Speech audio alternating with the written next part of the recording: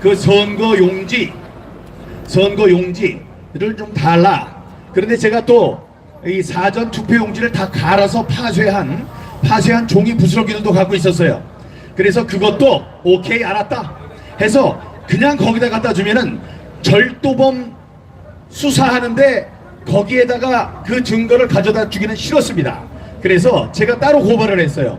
자, 이걸 갖고 부정선거를 획책하고 같이 행동한 사람들을 잡아라 해서 제가 고발을 했습니다. 그 고발과 함께 그 증거로 2가지를 제출을 했어요. 그러면 검찰에서는 저 헌법기관, 국가기관인 민경욱에게 요청을 했고 요청한 대로 그 요청이 받아들여진 겁니다. 근데 저를 오라 그러더라고요. 그래서 여기서 아주 불이 나게 차를 타고 의정부 지검까지 갔습니다. 가서 2시간여 한 3시간 가까이 저를 조사를 했어요. 저는 이 제보자에 대해서는 이야기할 수가 없다. 그 제보자에 대해서 이야기를 하면 내가 다친다라는 이야기를 했어요. 그래서 못한다고 그랬어요. 그랬더니 다 끝나고 자, 이제 조사를 마치겠습니다 하더니 갑자기 검찰 수사관 6명이 들이닥쳐요. 그들이 당신 지금 신체에 대한 압수수색을 하겠다. 그들이 제 몸을 막 뒤지는 거예요. 뒤지더니 또 한 번도 아니고 2번씩이나 제 온몸을 뒤졌습니다.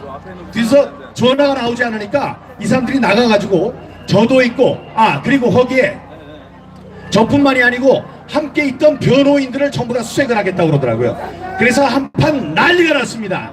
그래서 다시 이제 나갔어요.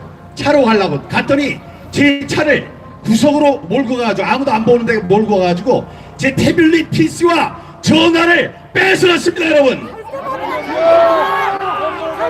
아니 국회의원이 장물압이라고요. 그래서 그 장물압이 전화를 훔쳐간 겁니까?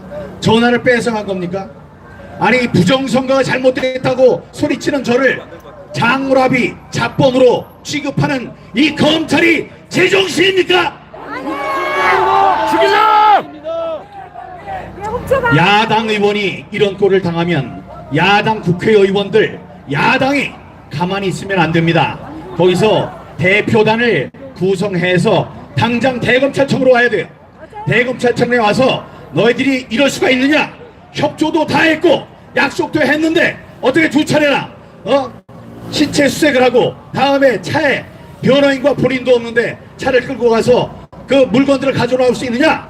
재발 방지 사과를 요구한다. 이렇게 해야 하지 않겠습니까, 여러분? 맞습니다.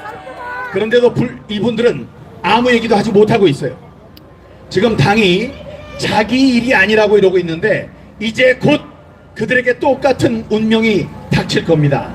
여러분, 동료 의원이 불이익을 당하고 동료 의원이 불의한 일 때문에 고통을 하면, 정의를 세우는 일에 고통을 당하게 되면은 함께 도와줘야 됩니다. 여러분, 우리 당에 대해서도, 통합당에 대해서도 이 부정선거에 대한 특별위원회를 구성하고 또 이번 저에 대한 헌법기관에 대한 검찰의 부당한 처우, 조사, 악습을 그치라는 그런 분명한 항의를 해야 합니다. 우리 당에 대해서도 당이 지금 당선된 사람들 위주로 당이 가기 때문에 떨어진 사람들 얘기를 잘 안 해요. 그렇기 때문에 저는 아마 이번 부정선거를 파헤치는 일이 저에게 떨어진 어떤 소명이라고 생각하는 게 2번씩이나 죽었다가 살아나서 간신히 공천을 받았습니다. 제가 공천을 받지 않았으면 선거에도 나올 수가 없어요. 그리고 만약에 제가 선거에서 붙었다? 그러면 이 일을 할 수 있는 가능성은 적었겠죠. 하지만 10번의 사전 여론조사에서 단 한 번도 지지 않았던 제가 선거 당일 투표에서는 이기고 사전 선거에서 뒤집어져서 제가 졌다, 이런 일이 저한테 닥쳤기 때문에 여러분들 앞에서 이 잘못된 선거, 부정선거의 실태를 밝히고 저렇게 follow the party 라는 것도 발견하는데 일조를 한 것 같습니다. 이거는 우리가 잘해서 우리가 열심히 해서 된 게 아니고 이 대한민국이 이렇게 굴러가는 것을 그냥 볼 수 없다는 큰 힘이 작용한 것으로 생각합니다. 우리 이 길에 무쇠의 뿔처럼 앞으로 쭉 합시다, 여러분.